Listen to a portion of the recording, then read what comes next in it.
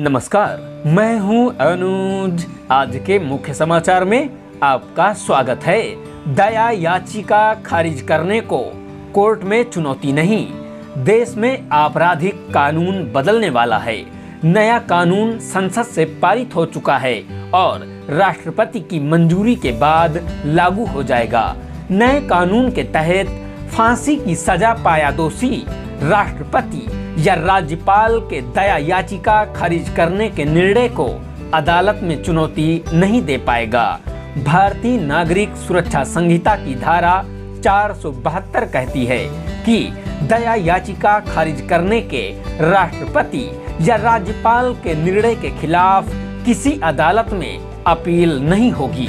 इसका अर्थ है कि आदेश को अदालत में चुनौती नहीं दी जा सकती।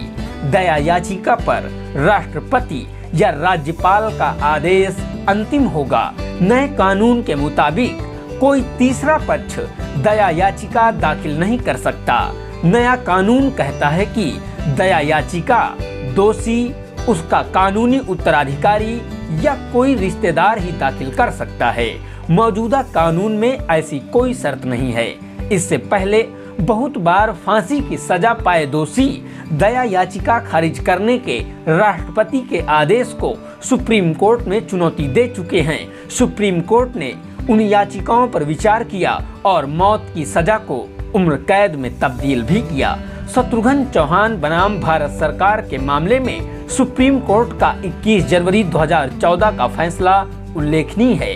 इसमें सुप्रीम कोर्ट ने मृत्युदंड के मामले में गाइडलाइन तय की है।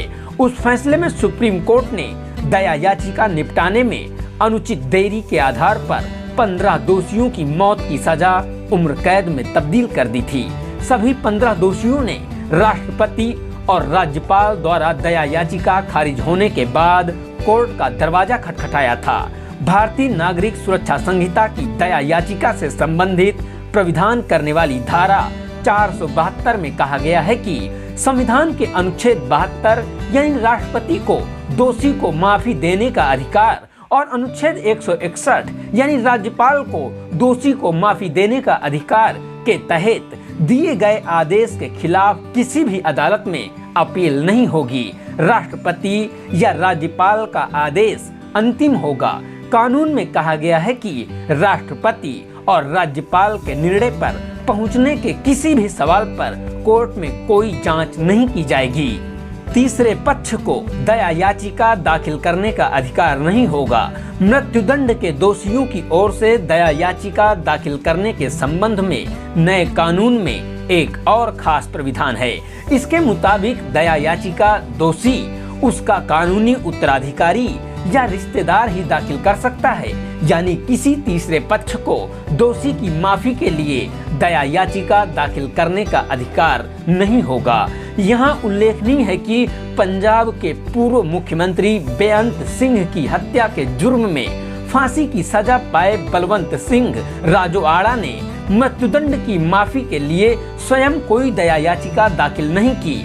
उसकी माफी के लिए सिख गुरुद्वारा प्रबंधक कमेटी SGPC ने दया याचिका दाखिल कर रखी है। नए कानून में दया याचिका दाखिल करने की समय सीमा भी तय की गई है, जो कि अभी तय नहीं थी। बहुत बहुत धन्यवाद।